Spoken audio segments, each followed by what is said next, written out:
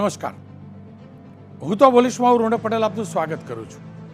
હું તો બોલીશનો સતત 1105મો એપિસોડ એટલે કે 1105મો એપિસોડ અને 1105મા એપિસોડના બે મુદ્દા છે.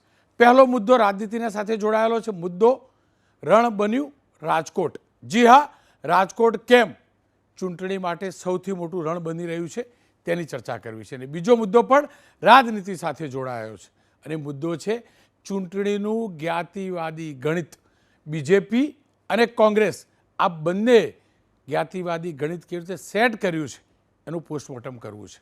પરંતુ શરૂઆત કરીએ રણ બન્યું રાજકોટના મુદ્દાથી.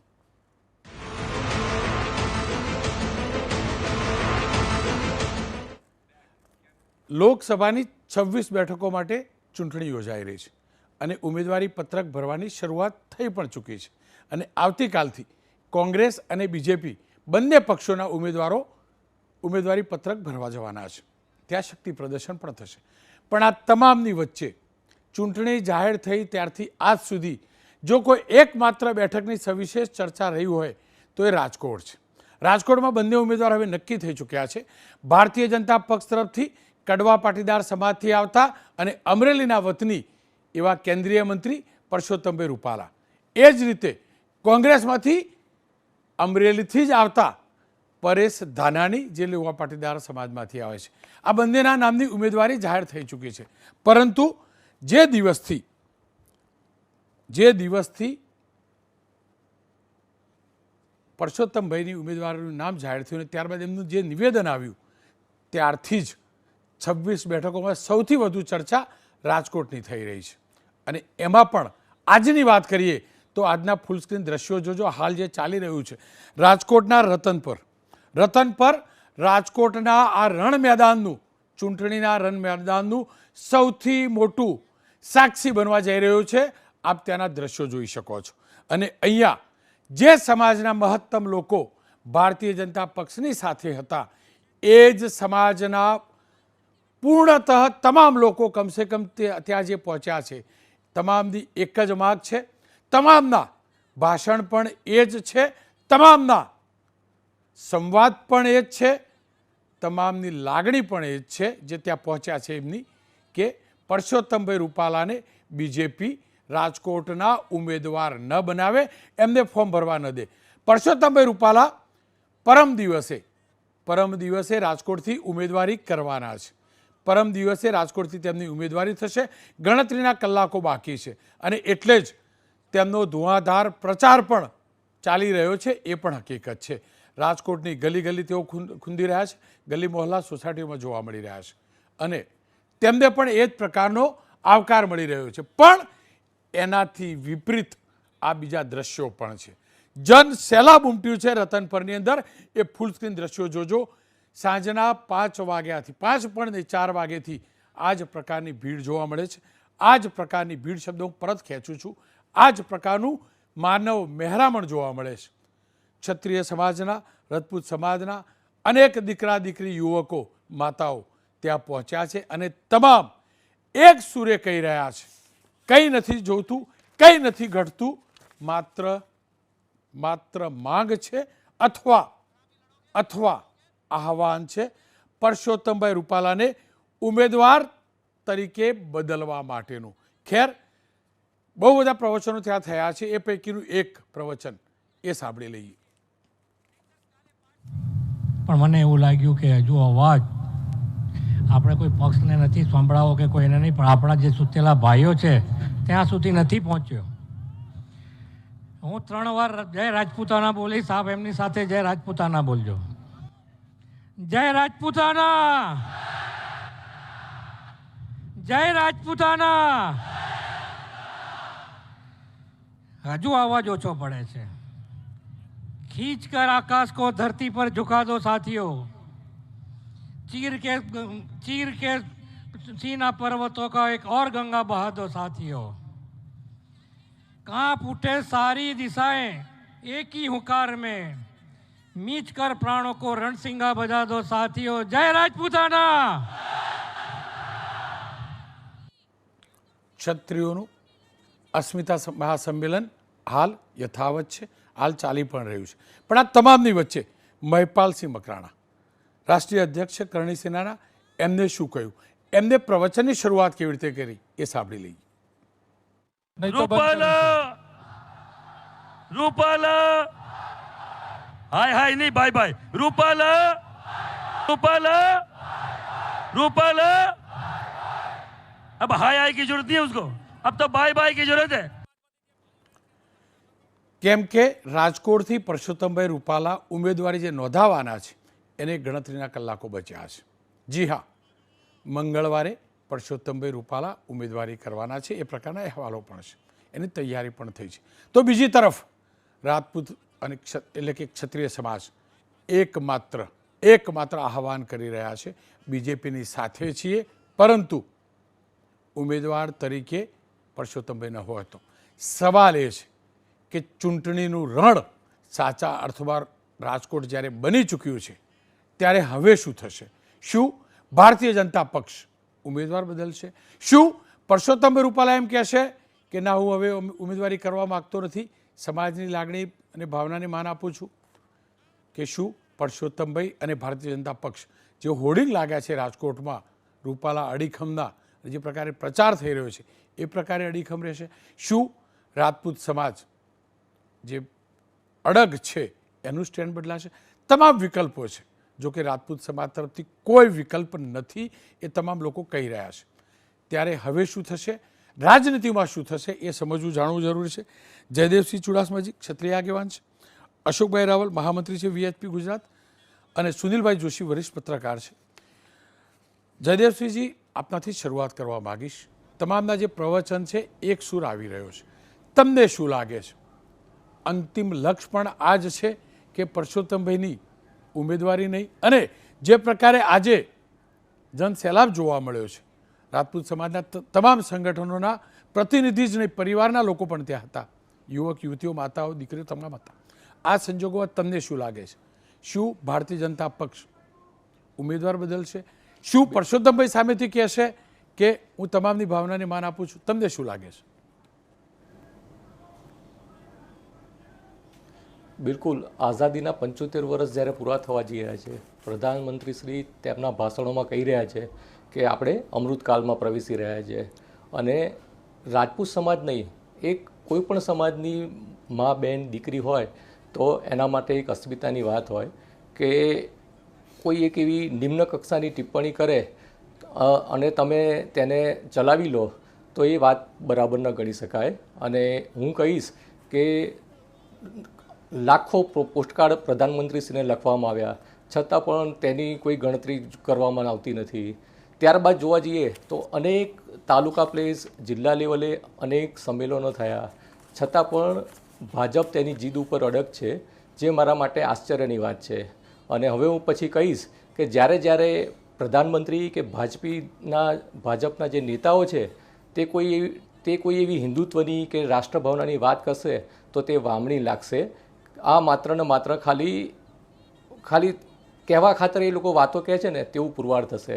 અને કહીશ કે રૂપાલાજીમાં જો હજી પણ કંઈ હોય તો એમને સ્વૈચ્છિક રાજીનામું આપવું જોઈએ, અને આટલા બધા ખરાબ પરિણામ ઉપર તેમના પક્ષને લઈ જવો તે પણ મને વ્યાજબી વાત નથી લાગતી.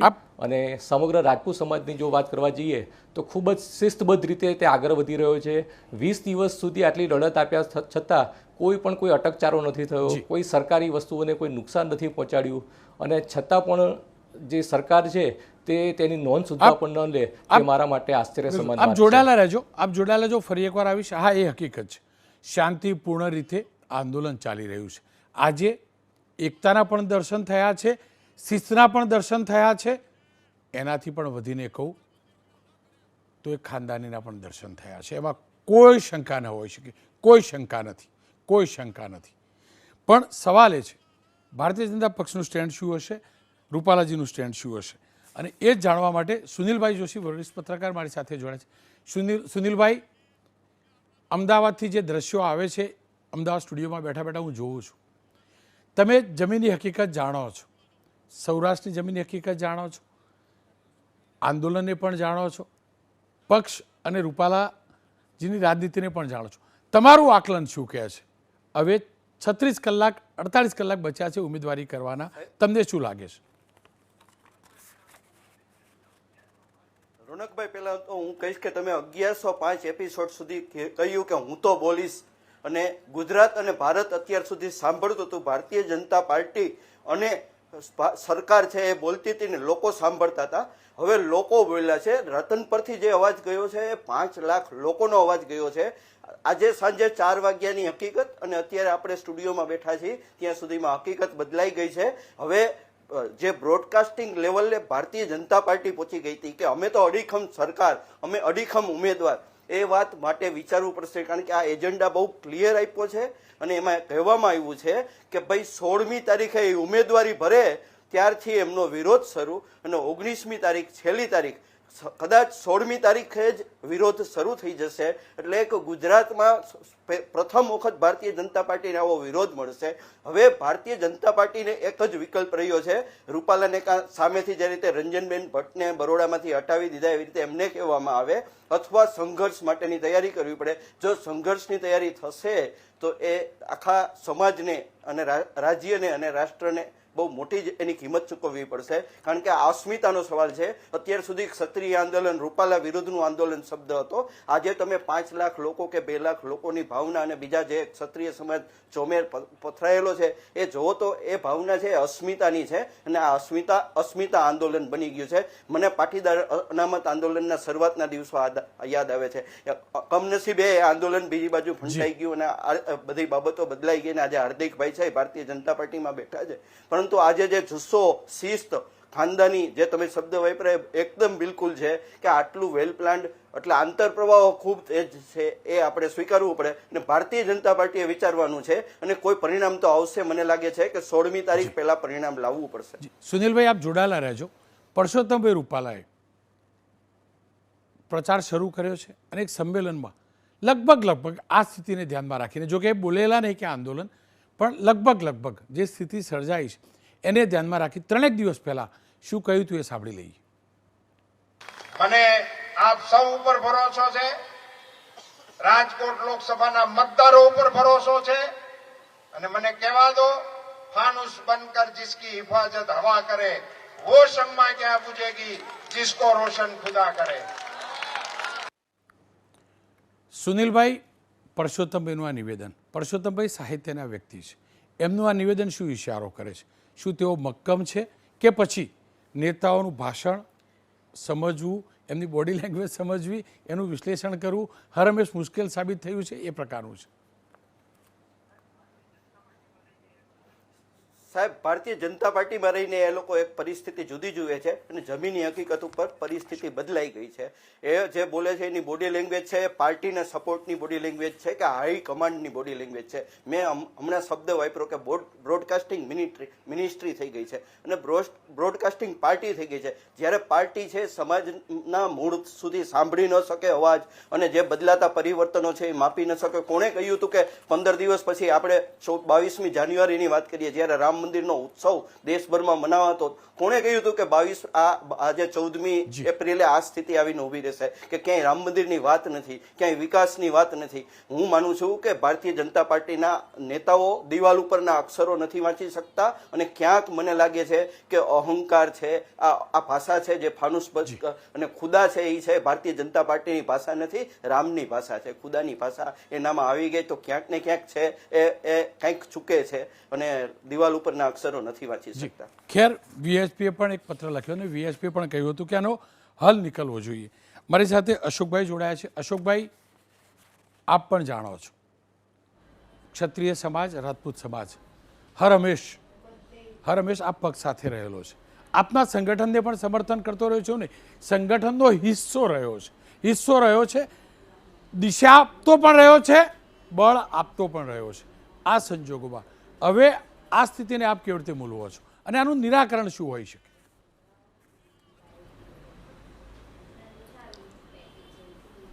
સૌથી અગત્યની વસ્તુ એ છે કે વર્તમાનમાં જે પરિસ્થિતિ નિર્માણ થઈ છે એ ખરેખર આપણા દેશ માટે યોગ્ય નથી. બંને તરફી એક બાજુ પકડી રહી છે. એના કારણે દેશનું શું થશે એવું વિચારવાવાળા લોકો બંધ થઈ ગયા શું, મને પ્રશ્ન આવે. જો ખરેખર સમજ શક્તિ હોય બંને બાજુ તો બંને લોકોએ સમજવાની જરૂરિયાત છે. ક્ષત્રિયો તો પોતાના બલિદાનો આપી દીધા છે ને અત્યારે પણ બલિદાનો આપવા માટે તૈયાર છે ને એમના માટે બલિદાનો માટે જ સર્જાયા છે. પણ રાજકીય પાર્ટીએ તો સમાજનું વહેણ બદલાય અને સમાજ જે રીતે ચાલવા માગતો હોય એ રીતે સમાજની સાથે જોડવું જોઈએ. આ જે ક્ષત્રિયોનું જે આંદોલન ચાલી રહ્યું છે એ આંદોલન બધા ક્ષત્રિયો ભારતીય જનતા પાર્ટી સાથે છે અને હજુ પણ એમને બાકી કોઈ જ્ઞાતિ જાતિનો પણ વિરોધ નથી. તો હું માનું છું ઉપર શ્રેષ્ઠ લોકો બેઠા જ્યેષ્ઠ લોકો હજુ જે એક શબ્દ બોલ્યા નથી એ જ્યારે એક શબ્દ બોલશે તારાનું પરિણામ આવશે એવું મને 100% વિશ્વાસ છે. આપ સમજી શકો હું કોના માટે વાત કરું છું. બાકી બધા ગમે તે બોલો કોઈ પરિણામ નહીં આવે. એક નરેન્દ્રભાઈ મોદી આપણા વડાપ્રધાન જો બોલશે એની સાથે પરિણામ આવશે એવું મને વિશ્વાસ છે. કારણ કે એમનામાં એટલી તો સમજશક્તિ છે કયા સમયે શું કરવું છે. બાકી રહ્યા આપણો સમાજની વાત, તો એક સમાજ જ્યારે એક સાથે બેસીને 22મી જાન્યુઆરી આખા દેશની અંદર અને વિશ્વની અંદર ભગવાન રામને જપતા હતા એ સ્થિતિ અત્યારે આપણે અંદર સામસામે લડ્યા છીએ. તો આ વિધિને વક્રતા છે. આપણે બધાએ સમજવાની આવશ્યકતા છે કે જો આપણે એક નહીં થઈએ ને એક નહીં થઈએ તો પરિસ્થિતિ શું થશે. આની અસરો જે મોટી થવાની છે એ આપણે ઇલેક્શન તો પતી જશે, કદાચ બહુ જોર મારશો તો રૂપાલાજી જીતી પણ જશે, પણ એ જીત એટલે જોગદાસ ખુમાણના કુંડલા જેવી વાત છે. આ જો ખરેખર અત્યારે મને એવું લાગે છે તટસ્થ રીતે આ બધાય કેસની અંદર કોઈ પણ નિર્ણય લે એના કરતાં રૂપાલાજી પોતે જ કહે કે ભાઈ આ સમાજને એક કરવા માટે હું મારું પોતાનું બલિદાન આપું છું, તો એ પણ એક બલિદાન ગણાશે અને એમનું નામ પણ અક્ષરોમાં લખાઈ જશે. પણ જો કદાચ સત્તાના જોરે આ બધું ચાલ્યા જ કરશે તો પરિસ્થિતિ નિર્માણ એવી થશે કે વિનાશકાળે વિપરીત બુદ્ધિ. આટલા બધા લોકો બેઠેલા હોય અને કોઈ નિર્ણય ના આવતા હોય. સાધુ સંતો અપીલ કરે, વિશ્વ હિન્દુ પરિષદે અપીલ કરી છે અને બાકીના બધા લોકો પણ હજુ એમ કહે છે અમે વિશ્વ હિન્દુ પરિષદ તો તમારી સાથે જ છે, બધાની સાથે, અને જો જરૂર પડે તો સાધુ સંતો પણ આવવા તૈયાર છે. પણ અત્યારે બધા પોતપોતાની ખુમારીમાં જ્યારે લડી રહ્યા છે ત્યારે યુદ્ધ જ કલ્યાણ આ સ્થિતિ નિર્માણ થઈ છે. માટે હજુ પણ હું બધાને વિનંતી કરું છું કે દેશના હિત માટે, રાષ્ટ્રના હિત માટે, ધર્મની રક્ષા માટે બધા એક થાવ. ચોક્કસ એક થવાની જરૂરિયાત છે. નહીં થાય તો આ ઝઘડો ઇતિહાસ તો કાયમ માટે લખાઈ જશે. પણ એક મન મોટા રાખી અને સમાધાન બંનેને યોગ્ય લાગે એવું સમાધાન થાય તો વધારે યોગ્ય ગણાશે એવું મને લાગે છે. અને ઇતિહાસમાં તો લખાય છે કે રાજપૂતોએ હંમેશા માફ કર્યા છે લોકોને. તો ક્ષમા વિરસ્ય ભૂષણમ. તો કોઈ પણ નાની મોટી વાતની ચર્ચા કરી અને નિકાલ લાવો એવી મારી સૌની પાસે અપેક્ષા છે. અશોકભાઈ, એક અંતિમ સવાલ. જો રૂપાલાજી એમ કહે કે હું તમામની ભાવનાને માન આપી ચૂંટણી નથી લડતો, તો રૂપાલાજીએ એ રણ છોડ્યું ગણાશે કે પછી સમાજની ભાવના અને પક્ષની ભાવના એટલે કે પક્ષ સાથેનું આ સંગઠન એ બંનેને મજબૂત રાખવા માટેનો એ પ્રયાસ ગણાશે? એ રણ છોડ્યું નહીં ગણાય પણ એમની મહાનતા સાબિત થશે. અને કદાચ હું તો એનાથી આગળ વિચારું છું ક્ષત્રિય પછી એને માફ પણ કરી દે કે ના તમે જ લડો, હવે તમને જ જીતાડી દઈશું. એવું પણ એક નવો પ્રસંગ બને. માત્ર 48 કલાક બાકી રહ્યા છે, ન જાણ્યું જાનકી નાથે સવારે શું થવાનું છે. એટલે કદાચના 48 કલાકમાં આખો તખ્તો પટલાઈ જાય એવું પણ મને લાગે છે. કારણ કે ઘણા બધા તત્વચિંતકો અને ઘણા બધા સારું વિચારવાળા રાજકીય લોકો, સમાજના શ્રેષ્ઠી લોકો, સંતો લોકો આ નિરાકરણ આવે એવું ઈચ્છે છે. એટલા માટે બધાનું સન્માન જાળવવું હોય તો રૂપાલાજી યોગ્ય નિર્ણય લે. ખેર, એનો મતલબ એ થયો કે હવે નિર્ણય પરસોત્તમભાઈ રૂપાલાએ લેવો જોઈએ. અશોકભાઈ, આપનો ખૂબ ખૂબ આભાર. ખેર, જયદેવભાઈ મારી સાથે જોડાયા. જયદેવભાઈ, જુઓ, વીઆઈપીનો વ્યૂ તમે જાણ્યો, સમાજનો વ્યૂ આપ જાણો છો. મારે એ જ જાણવું ને સમજવું છે, પરસોત્તમભાઈ ઉમેદવારી કરવાની ના પાડે તો એ એમને રણ છોડ્યું ગણાશે? કારણ કે આપ રાજપૂત છો, મેદાનને મારા કરતાં આપ વધુ સારી રીતે જાણી પણ શકો છો, મેદાનના યુદ્ધના નિયમોને અને યુદ્ધની ખુમારીને પણ આપ સારી રીતે મારા કરતાં એક્સપ્લેન કરી શકશો. જો એવો નિર્ણય લેવાય કે રૂપાલાજી સામેથી કે હું તમામની ભાવનાને માન આપવા માગું છું, તો એને ક્ષત્રિય સમાજ કેવી રીતે લેશે?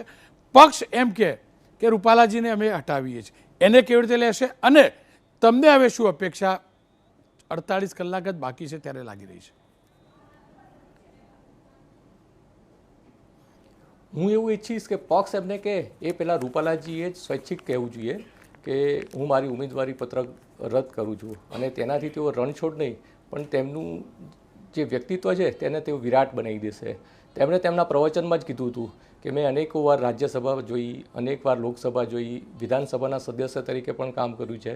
તો હવે મને કોઈ રાજકીય મહત્વાકાંક્ષા નથી. તો બોલવી વાત અલગ છે અને આચરણમાં મૂકવું અલગ છે. અને આટલી પરિસ્થિતિ સુધી તે રાહ જોઈ રહ્યા છે ને, તે પણ એક મારા માટે આશ્ચર્યની વાત છે. અને એઝ એ પક્ષ તરીકે હું કહીશ કે ભાજપમાં પણ કોઈ અત્યારે પરિપક્વતા હોય તેવું દેખાતું નથી. એક ડાપણભર્યો નિર્ણય લઈ અને જલ્દીથી આ વસ્તુને એક નિર્ણાયક તબક્કામાં લઈ જવી જોઈએ. અને આગળ ઉપર પરિસ્થિતિ ખરાબ થાય તો હવે પછી સત્તાધારી પક્ષની જ જવાબદારી ગણી શકાય. જયદેવસિંહજી, તમારું મેં પોસ્ટ જોયેલી અને પહેલી લાઈન હતી અને સ્પષ્ટ કરતું હતું કે આપ હાર્ડ કોર બીજેપીના સમર્થક છો. મત ગુપ્ત રાખવાનો છતાં પણ તમે એ શબ્દ વાપર્યો હતો. મેં વાંચેલો હતો. આ સંજોગોમાં તમને નથી લાગતું કે જો પરસોત્તમભાઈ રહ્યા તો તમે જે પાર્ટીને સમર્થન કરો છો અને જે પાર્ટીને હરાવવા માટે સમર્થન કરતા રહ્યા છો, હું મહદઅંશની વાત કરું છું, એ કોંગ્રેસને ફાયદો થશે? કોંગ્રેસે પણ મોકો જોઈને ચોક્કો માર્યો છે. પરસોત્તમભાઈની સામે પરેશભાઈને પણ ઉતાર્યા છે. તો સમાજ સપોઝ રહ્યા, પરસોત્તમભાઈ રહ્યા રૂપાલા, તો તમારા જેવા જે લોકો જે હાર્ડકોર ખુલીને સમર્થન કરે છે એમનું સ્ટેન્ડ શું રહેશે? શું પરેશ ધાનાણીને જીતાડવા માટેનું રહેશે, ન્યુટ્રલ થઈ જવું, તટસ્થ થઈ જવાનું રહેશે કે રહેશે શું? હું તો ત્યાં સુધી કહીશ કે આજે જે સંમેલન ભરાયું છે તેમાં બહુમતી લોકો બીજેપીના સમર્થક છે. પણ બહુમતી સમાજ જ્યારે નક્કી કરે કે આ વસ્તુનો આપણે પ્રખર વિરોધ કરવાનો છે અને રૂપાલાજીનું જે નિવેદન છે તેને અમે વખોડી કાઢીએ છીએ, ત્યારે આપણે સમાજની સાથે જ રહેવું જોઈએ. અને મને પણ એવું વ્યક્તિગત લાગી રહ્યું છે કે રૂપાલાજીની જે ટિપ્પણી હતી તેમાં સ્વૈચ્છિક જ તેમણે નિર્ણય લઈ અને આજે 20 દિવસ થયા, પણ હું તો એમ કહું છું કે બીજા કે ત્રીજા દિવસે જ રૂપાલાજીએ નિર્ણય લઈ અને આ વસ્તુ ઊંચી મૂકી દેવાની જરૂર હતી. અને આ વસ્તુ તેમના માટે ખૂબ જ નાની છે. અને પક્ષ તરીકે હું કહીશ કે ગુજરાતમાં એકદમ ફૂલ ગુલાબી માહોલ હતો. કદાચ રૂપાલાજી આવું સ્ટેટમેન્ટ ન આપ્યું હોત અને ખાલી ફોર્મ ભરીને પણ તેઓ જો બીજા ભારતભરમાં પ્રચારમાં લાગી ગયા હોત તો પણ તેઓ રાજકોટનું ઇલેક્શન જીતી જાત. પણ હાલની જે પરિસ્થિતિ છે તેનાથી પક્ષને તેમને અતિશય ખરાબ પરિસ્થિતિમાં મૂકી દીધો છે. તો હું કહીશ કે એઝ એ ભારતીય જનતા પક્ષ અને રૂપાલાજીએ સત્વરે કોઈ નિર્ણય લેવો જોઈએ. અને છેલ્લા ઘટનાક્રમમાં હું કહીશ કે રાહુલ ગાંધીએ જ્યારે સુરતની સભામાં સમગ્ર મોદી સમાજ વિરુદ્ધ ટિપ્પણી કરી તો તરત જ ભારતીય જનતા પાર્ટીના સદસ્યો સારી રીતે હરકતમાં આવી ગયા અને તેમની સંસદ સભ્યોનું પદ રદ થાય ત્યાં સુધીની મહેનત કરી. તાજેતરમાં જ હેમા માલિની અને કંગના રણાવત વિરુદ્ધ જ્યારે ટિપ્પણી કરવામાં આવી તો સમગ્ર ભારતમાં તેનો પ્રચંડ વિરોધ થયો. પણ ભારતીય જનતા પક્ષનો જ કોઈ મોટા કદનો નેતા કોઈ નિમ્ન કક્ષાની ટિપ્પણી કોઈ સ્ત્રી ઉપર કરશે તો તેના સમર્થનમાં આવીશું, તો આ વાત વ્યાજબી ન ગણી શકાય. તેનો પણ પક્ષમાંથી પણ વિરોધ થવો જોઈએ, જે અત્યારે જોવામાં નથી આવતું. આપનો ખૂબ ખૂબ આભાર. ખેર, ફરી એકવાર કહીશ, આંદોલન શાંતિથી ચાલી રહ્યું છે. શિસ્ત, ખાનદાની બધું આજ સુધી દેખાયું છે અને અત્યારે પણ દેખાઈ રહ્યું છે. આ જ રીતે શિસ્તતા જળવાઈ રહે, ભાતૃત્વની ભાવના જળવાઈ રહે, ફેર અને ફ્રી ઇલેક્શન થાય. આપણે તમામ આપણી લોકશાહીને મજબૂત કરવામાં માનીએ છીએ. અને એટલે જ હું ફરીથી એક કહીશ કે જ્યારે રાજનીતિ છે અને ચૂંટણી છે ત્યારે પક્ષોની ચાલ પણ સમજવી જરૂરી છે. બીજેપી તરફથી CR પાટીલે ચોક્કસથી માફી માગી છે, પણ કોંગ્રેસમાંથી પરેશ ધાનાણી ગઈકાલે ઉમેદવાર બન્યા રાજકોટથી, અને એ પણ શરતી કે રૂપાલા લડશે તોય લડવાના છે એવી એમને જાહેરાત કરી હતી. પણ એમની ઉમેદવારી જાહેર થયા બાદ તેમને શું કહ્યું એ સાંભળી લઈએ. લડવા જઈ રહ્યો છું. રાજકોટની કમલમે કકળાટથી ખૂબ જ થાકી ગયેલા છે સાહેબ. હવે અમરેલીના પોતિકા ઘરે હું તો પાછો લેવા જઈ રહ્યો છું. એક તરફ મર્યાદા પુરુષોત્તમ શ્રી રામ અને બીજી તરફ છે મર્યાદા ચૂકેલા શ્રી પરસોત્તમ. રામ રાજ્યની મર્યાદાઓનું ઈરાદાપૂર્વક ઉલ્લંઘન કરનારા અહંકારી નેતાઓએ હજુય હથિયાર હેઠા નથી મૂક્યા. એટલે નવીન મહાભારતના રણ મેદાનમાં હું ગીતા જ્ઞાનની માત્ર ફરજ નિભાવવા. ખેર, આશા રાખું હલ સત્વરે આવે. ચૂંટણી છે, ચૂંટણીના કોઈ પણ એવા ચૂંટણીમાં બીજ ન રોપાય જે આપણને ભાઈ ભાઈથી અલગ કરે. આપણે ગુજરાતી છીએ, આપણે હિન્દુસ્તાની છીએ, આપણે આપણી લોકશાહીનું પર્વ ઉજવી રહ્યા છીએ. એ તમામ લોકો સમજે, શાસક પક્ષ પણ સમજે, વિપક્ષ પણ સમજે, મારા આપના જેવા નાગરિકો પણ સમજે. ખેર એક વિરામ લઈશ, વિરામની બાદ વાત કરીશ. એક જબરજસ્ત પોલિટિકલ ગણિત છે, અમે વિશ્લેષણ કર્યું છે. જ્ઞાતિવાદનો કેવી રીતે ઉમેદવારો પસંદ કરવામાં પ્રયાસ થયો છે બીજેપી કોંગ્રેસને આપે, એની વિરામ બાદ કરીશું વાત.